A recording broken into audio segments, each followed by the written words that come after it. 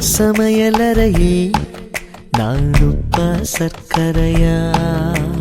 நீ படிக்கும் அறையில் நான் கண்களா புத்தகமா? உன் சமையலறையே நான் உப்பா சர்க்கரையா? நீ படிக்கும் அறையில் நான் கண்களா புத்தகமா?